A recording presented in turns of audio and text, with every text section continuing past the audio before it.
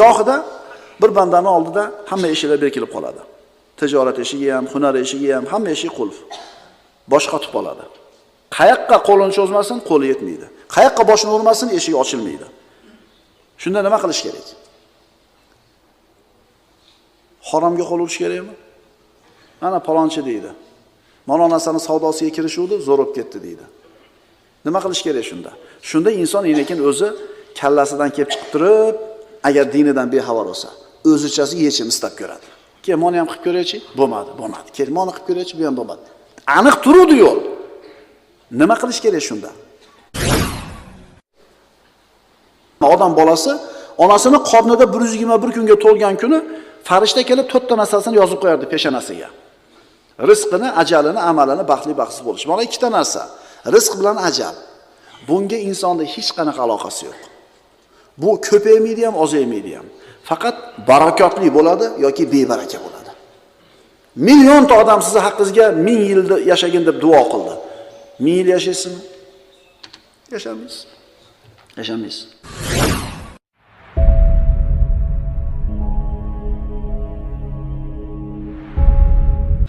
Bismillahirrahmanirrahim.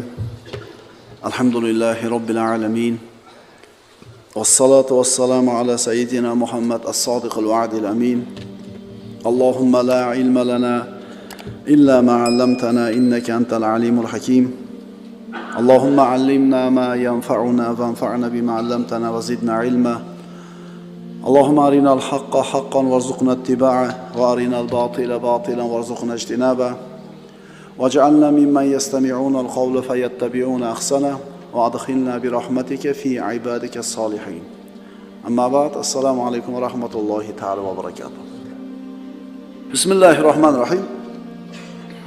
الله سبحانه وتعالى أسماء الحسنى güzel isimlaridan Ar-Razzaq rizqlarni ulashuvchi ismiga kelgan edik. Odam bolasi borki, birodarlar, tirikchiligi bor. Rizqini g'amini qiladi. Mana shu rizqini topib yeyishlikda insonlar o'zlaricha turli bir hiylalarni, turli bir sxemalarni, turli bir yo'llarni izlaydi. Rizq o'zi nima? U rizqni beradigan Razzoq qanday zot? Nima qilsak mana shu rizqimiz keng bo'ladi, barakotli bo'ladi, mo'l bo'ladi. Nima qilsak buni aksi bo'ladi. Hozirgi odamlarni deyarli hammasini birinchi g'ami tashvishi rizq topishlik bo'lib qolgan desak adashgan bo'lmaymiz. Lekin rizq nima edi? Odam bolasi onasini qornida 121 kunga to'lgan kuni farishta kelib 4 ta narsasini yozib qo'yardi peshonasiga. Rizqini, ajalini, amalini, baxtli baxtsiz bo'lish. Mana 2 ta narsa. Rizq bilan ajal. Bunga insonda hech qanaqa aloqasi yo'q. Bu ko'paymaydi ham, ozaymaydi ham. Faqat barakotli bo'ladi yoki bebaraka bo'ladi. Millionta odam sizni haqqingizga 1000 yil yashagin deb duo qildi. 1000 yil yashaysizmi? Yashamaysiz. Yashamaysiz. 2000 yil yashab turib yer ahli duo qildi. Yashamaysiz. Chunki sizga yozib qo'yilgan 70 yil, 80 yil bor, o'tmaydi. Faqat bu duolar shu rizqimizga barakot olib keladi yoki barakotni yo'q qiladi ayrim qilgan ishlarimiz. Keling, mana nima ish qilsak rizqimizga baraka keladi. Razzoq subhanahu va taolo bilan qanaqa muomala qilsak biz xohlagandek rizq bo'ladi bizda. Astagfiru billah. Va man yattaqillaha yaj'al lahu makhraja va yarzuquhu min haythu la yahtasib. Mana shu oyatning tafsirini diqqat bilan, shoshmasdan o'rganib chiqishimiz kerak. Masalan, nima deymiz? Mana rom yasashlikda texnologiyasi bor. Bunday qilsa bunday bo'ladi, bunday aniqda 45 gradus kelsang, lekin to'g'ri 90 bo'ladi, ikkita tanab kelib qo'ysang. Aniq shablon formulasi bor. Shu shablon formulani bir ustadan ko'rib o'rgangan shagird darrov usta bo'ladi. Agar shu qoidalardan, shu instrumentlarni ishlatishdan, mana shu materialda tabiatidan bexabar odam qoqilaveradi, so'qilaveradi, ehtimol umrining oxirigacha topadi u formulani, yo topmaydi. Hozirgi kunda odamlarni rizq topishlikda qilayotgan harakatlarni ham shunga o'xshatsa bo'ladi. Birodarlar, dinimizda hamma narsa aniq chizib qo'yilgan. Xuddi karrani singari aniq hamma yo'q. Rizq topishlik masalasi ham shuning ichida. Kelinglar, dinimizda nima deyilgan? Razzoq subhanahu va taolo beradimi bizni rizqimizni? Modomiki shunday ekan, kelinglar, qanday muomala qilish kerakligini o'rganib olaylik. Alloh taolo aytadi, kim Allohdan qo'rqsa, u zot uning uchun barcha g'am kulfatlardan chiqar yo'lni paydo qilur va uni o'zi o'ylamagan tomondan rizqlantirur. Demak, bugungi mavzuyimiz nima ekan? Razzoq subhanahu va taolo. Bugungi mavzuyimiz birodarlar, rizq mavzusi ekan. Gohida bir bandani oldida hamma eshiklar berkilib qoladi. Tijorat eshigi ham, hunar eshigi ham, hamma eshik qulf. Bosh qotib qoladi. Qayoqqa qo'lini cho'zmasin, qo'li yetmaydi. Qayoqqa boshini urmasin, eshik ochilmaydi. Shunda nima qilish kerak? Haromga qo'l urish kerakmi? Mana palonchi deydi. Mana onasini savdosiga kirishuvdi, zo'r bo'lib ketdi deydi. Nima qilish kerak shunda? Shunda inson lekin o'zi kallasidan kelib chiqib turib, agar dinidan bexabar bo'lsa, o'zichasi yechim istab ko'radi. Kel, meni ham qilib ko'raychi? Bo'lmadi. Kel, meni qilib ko'raychi? Bu ham bo'lmadi. Aniq turuvdi yo'l. Nima qilish kerak shunda? Mana shunday holatda Allohdan taqvo qilish kerak, birodarlar. Allohning manhajini mahkam tutishlik kerak. Shundan keyin eshiklarning ochilishini kutib turing. Chunki Robbimiz aytayapti, kim Allohdan taqvo qilsa, har qanday mushkuladan chiqib ketadigan yo'lni ko'rsatadi va kutmagan joydan nimasini beradi? Rizqini. Demak, nima qilish kerak ekan? Taqvo qilish kerak ekan. Alloh taoloni bu mo'min bandalarga bergan va'dasini amalga oshmay qolishidan ko'ra dunyoni ostin-ustun bo'lib ketishi osonroq. Qaytaraman. Alloh taoloning mo'min bandalarga bergan va'dasini ro'yobga chiqmay qolishidan ko'ra bu osmon yerni ostin-ustun bo'lib ketishi yengilroq. Chunki kimning va'dasi bu? Innaka la tuxliful mi'ad. Albatta sen hech qachon va'dangga nima qilmaysan? Xilof qilmaysan. Demak, bu oyat birinchi navbatda birodarlar yoshlarga qaratilgan. Bo'ydoqlar, maktabni bitirdingiz, bir o'qishni bitirdingiz, o'shaga etap bo'ladi. Kim shu etapda bo'lsa eshitib tursin. Ishingiz yurishmaydi. Shijoatingiz bor, g'ayratingiz bor, pul topishim kerak, ota-onamni, bola-chaqamni boqishim kerak degan g'amingiz bor, zo'r o'g'il bolasiz, u yoqqa urasiz, bo'lmaydi. Bu yoqqa urasiz, bo'lmaydi. Hunar qilib ko'rasiz, boshqa qilib ko'rasiz, bo'lmaydi. Akalar shu etapdan o'tish kerak. Shu yerda o'tirgan yosh katta, ishini yo'lga qo'ygan, hayoti yo'lga tushib qolgan odamlarni qarasangiz, shular ham shu etapdan o'tgan. U kam u, tug'ilib otasining katta pulini ustida yashaganlar. Asosan odamlar shu yo'ldan bosib o'tadi. To'g'ri aytyapman kattalar. O'sha etap bo'ladida hammada. Yosh yigit juft kerak, uylanishlik kerak, uy kerak, ish kerak. Hamma eshiklar yopilib ketdi, ochilmagandek bo'ladi. Shunda nima qilish kerak? Shunda birodar tushkunlikka tushma. Allohdan taqvo qil, sababini qil, Allohdan farajni yengillik kelishini kut. Sabr qil, aniq ishon, Robbing va'dasi haq. Shoshilma. Shoshilma. O'sha hayotda o'rnini topib, ham yo'g'ini dunyo sohasida yo'lga qo'yib olgan akalarni qarasangiz, bir paytlar shular ham qiylangan. Bir paytlar ham shu sharoit og'ir bo'lgan. Eshitib tursangiz, tarixini aytib bersa, hammasida bor shu etap. Endi o'sha narsalar ketib, Alloh taolo hamma yo'g'ini zo'r qilib qo'ygandan keyin esdan chiqarib qo'ygani shataqda. Agar o'sha qiylangan kunlaringizda birodarlar esdan chiqarmasanglar, har uylarga kirganinglarda yuragingizda tag-tagidan alhamdulillah degan narsa kelish kerak. Chunki yo'g'ida bo'ladi hech qaysi. Bu kimning va'dasi birodarlar? Hamma qudrat, hamma xohish, hamma iroda o'zini qo'lida bo'lgan zot Alloh subhanahu va taoloning va'dasi. Ha, ehtimol sharoit og'irdir, yechim ko'rinmayotgandir, aqlingiz yetmayapti qayerdan yechim kelishligiga. Lekin bularda bari quruq gap. Alloh uchun qiyin narsani o'zi yo'q. Oramizda bu narsaga guvoh bo'lgan odamlar bor, birodarlar. So'raylar, shunaqa ukalar bo'lsa, so'raylar, qana bo'lgan, oson bo'lganmi yo birdaniga shunaqa bo'lib qolganmisiz? Kim Allohdan taqvo qilsa, mushkulalardan chiqib ketadigan Alloh taolo yo'lni ko'rsatadi va uni kutmagan joydan rizqini beradi. Endi mana taqvo qilish. Kim ayol tanlashda Allohdan taqvo qilgan bo'lsa, Alloh azza va jalla turmushida bu odamni baxtsiz qilmaydi. Kim farzandlarining tarbiyasida Allohdan taqvo qilgan bo'lsa, farzandlari bu otaga oq bo'lmaydi. Alloh yo'l ko'rsatadi. Kim moli dunyo topishlikda Allohdan taqvo qilsa, Alloh bu bandani nima bo'lishdan saqlaydi? Muflis bo'lishdan saqlaydi. Bizning tilda bankrot bo'lishlikdan. Chunki halol topgan, halol sarflagan, sadaqa zakotini bergan, bu odam bankrot bo'lmaydi. Demak, Alloh taolodan taqvo qilar ekanmiz, hamma narsani o'rgatadi. Fattaqulloha va yuallimukumulloh. Taqvo qilinglar deyapti Alloh taolo. Alloh o'zi o'rgatadi. Alloh o'zi o'rgatadi. Bu oyat haqida birodarlar soatlab gapirishimiz mumkin. Hamma ish Alloh taoloning qo'lida. Bandalar ko'p narsani o'rgangan hayoti davomida. Odam alayhisalomdan boshlab shu kungacha juda ko'p narsani o'rgangan. Lekin mana shu o'rgangan narsalarning ichidagi eng afzali tavhid. Alloh taoloni yakka ekanligini bilishlik. Eng zo'r o'rgangan narsamiz mana shu. Birodarlar, bilamizmi Robbimiz yagonaligini? Demak, Alloh taolo juda ham katta ne'matini beribdi bizga. Allohning amrida mustaqim bo'lgan banda, uni rizqi keng bo'ladi, mo'l bo'ladi. Bu qoida. Qiyomatgacha keladigan har bitta mo'min ustidagi haq va'dadir. Sharoit qanaqa bo'lmasin, zamon qanaqa bo'lmasin, har qanaqa to'siq bo'lmasin, Alloh taolaning aytgani bo'ladi, birodarlar. Chunki bu ilohiy va'da. Va kutmagan joydan nima qiladi? Rizqini beradi. Demak, Alloh subhanahu va taolo bilan qilinadigan muomala mana shu qoidaga asosan bo'lsa, ishlarimiz hammasi yaxshi bo'ladi.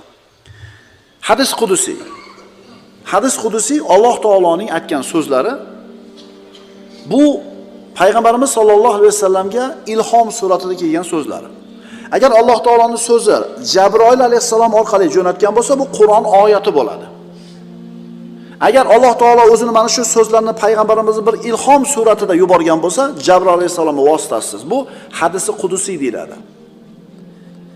Alloh taolo aytadi: "Bandam, sen men uchun men xohlagandek bo'lgin, men ham sen uchun sen xohlagandek bo'laman. Senga nima foydali ekanini menga gapirma. Sen ham xohlaysan, men ham xohlayman. Agar sen men xohlagan ishda menga taslim bo'lsang, sen istagan ishingda men senga kifoya qilaman. Men aytganda qabul deyapti. Qolgan ishingni meni zimmamga yuklab qo'y deyapti. Tushunarlimi? Tavakkal qildik bo'lmadi-yu desa, sen Alloh xohlaganda bo'lmading shu ishda. Tavakkaldan avval sababini ham qilish kerak edi. Ana. Sababni qilib turib tavakkal qiladi, Alloh aytganda bo'lding shunda. Endi shu Alloh nima qiladi shunda senga? Mushkulingni hal qilib berar edi. Davomini o'qiymiz. Agar men xohlagan ishda menga taslim bo'lmasang, sen xohlayotgan ishda seni mashaqqatga solib qo'yaman. So'ngra faqatgina men istagan narsa bo'ladi. Go'zalligini qarang, bu hadis qudusiydi. Sen men aytgan ishda men xohlaganda qabul, sen xohlagan ishda men senga kifoya qilaman. Agar sen men xohlayotgan ishda men aytganda qabul bo'lmasang, sen xohlayotgan ishingda seni mashaqqatga tiqib qo'yaman. Keyin kim aytgani bo'ladi baribir? Men aytganim bo'ladi deyapti. Demak, Allohga itoat qilish, undan taqvo qilishga banda astoydil bel bog'lashligi kerak bo'ladi. Qo'lidan kelganicha sababini, mehnatini qilib qo'yadi, u yog'ini g'am qilmaydi. Alloh Razzoq, kutmagan joydan rizqini beraman deb va'da bergan. Buni isboti hayotda birodarlar to'liq yotibdi.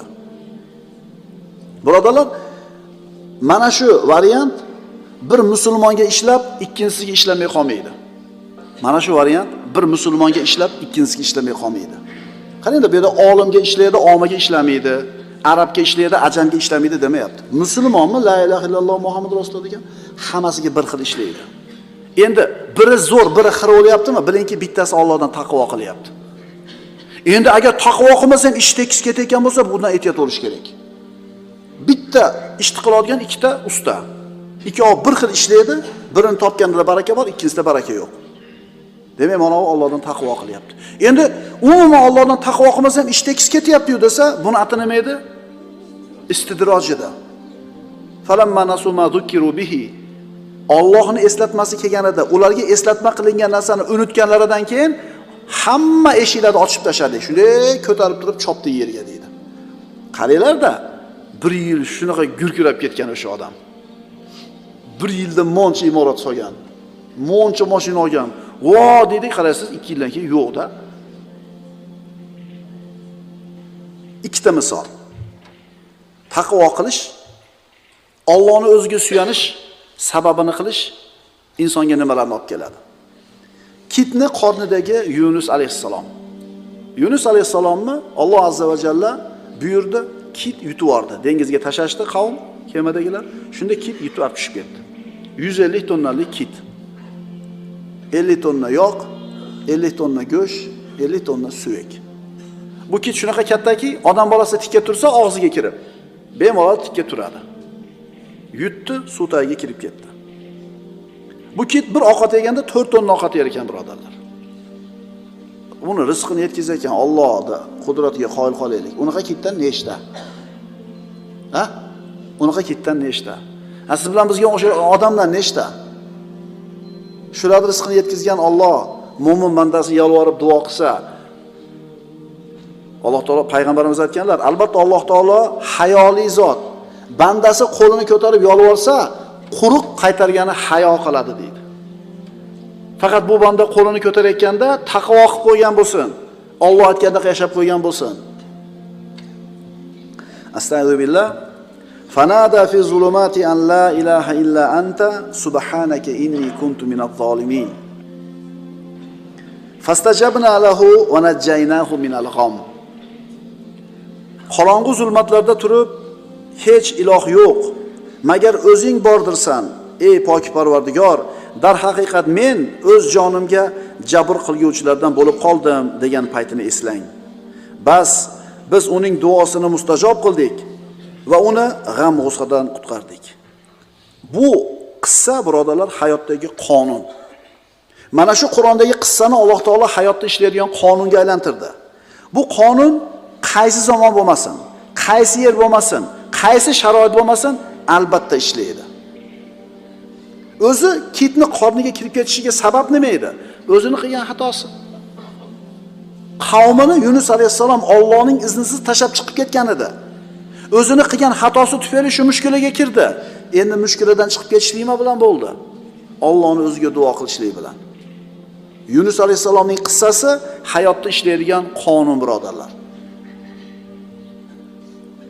Va kadalika nunjil mu'minin.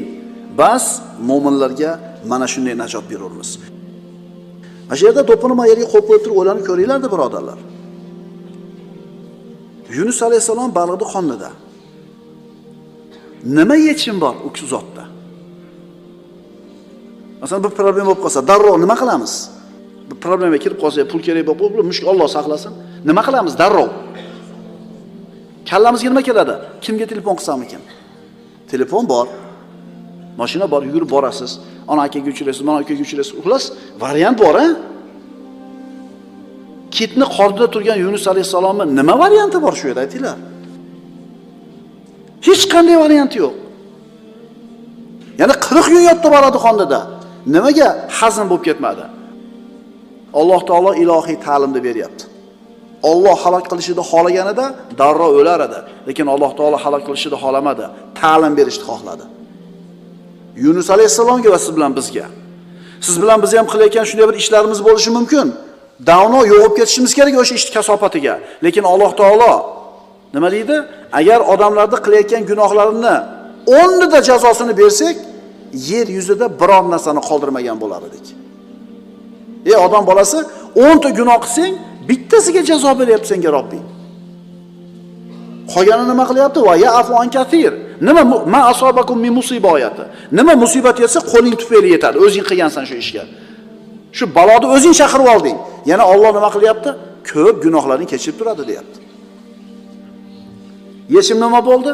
Alloh tomonidan kelgan yechim bo'ldi. Yechim qanaqa bo'ldi? Baliq olib chiqib chiqarib oldi. Qornidan chiqarib tashladi. Kim aytgani bo'ldi? Alloh aytgani bo'ldi. Ikkinchi qissa. Sayyidimiz Musa alayhissalom va Firavun. Payg'ambarlar qissasida o'tganmiz, birodarlar. 600 mingga yaqin yahudiyni Misrdan Baytul Maqdis tarafga qarab olib chiqib ketyapti Musa alayhissalom tunda. Firavn ruxsat berdi. Tong yotgandan keyin qarasa, Banu Isroil chiqib ketdi. Kim bizni xizmatimizni qiladi? O'sha davrdagi eng qudratli qo'shinini yig'di-da, Banu Isroilning orqasidan quvib bordi. Banu Isroilning avvali dengizga borganida bu karvonning avvali. Bu karvonning oxiridagilar Firavnning qo'shinini ko'rdi.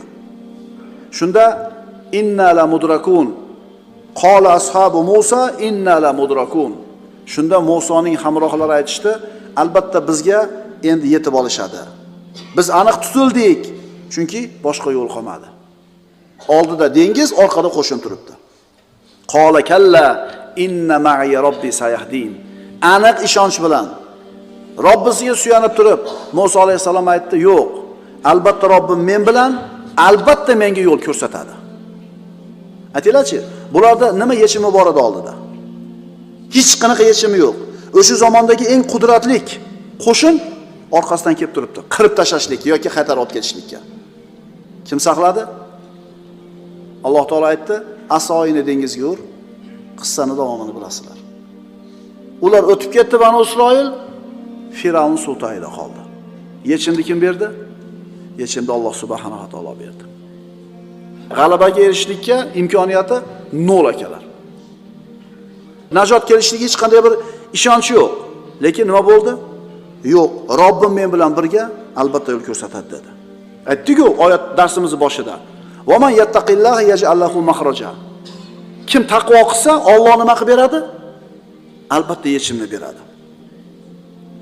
Rostgo'y bo'l, ishonchli bo'l, odamlarga yaxshilikni ravo ko'r, harom yo'l bilan rizq topishni o'ylama. Chunki Allohning huzuridagi narsaga ma'siyat bilan yetilmaydi. Allohning xayriyati, barakotiga inson gunoh bilan yeta olmaydi. O'sha harom tijorat bilan katta pul topgan, boyigan odamlar haromni tijoratiga kirishganligi uchun boyigani yo'q. Alloh uni rizqiga yozgani uchun boyidi. Agar halol narsani savdosi bilan shug'ullanganda ham boyar edi u. Bu biz iymonimiz. Chunki o'sha harom ishga kirishganligi uchun boyidi desiz, xuddi shu harom ishni qilayotgan boshqalari boyimayapti-yu. Agar halol ishni qilganligi uchun ish yurishmayapti desiz, xuddi shu halol ishni qilib turib ish yurishayotganlar ham bor-u. Shuni tushunib olaylik. Rizq Alloh taoloning qo'lida. Va man yattaqillaha yaj'al lahu makhraja va yarzuquhu min haythu la yahtasib. Kim Allohdan qo'rqsa, u zot uning uchun barcha g'am kulfatlardan chiqar yo'lni paydo qilur va uni o'zi kutmagan joydan rizqlantirur. Kim Allohga tavakkul qilsa, bas Allohning o'zi unga yetarlidir. Alloh taoloning o'zi xohlagan ishi yetguchidir. Aqulu qawli hada va astagfirulloh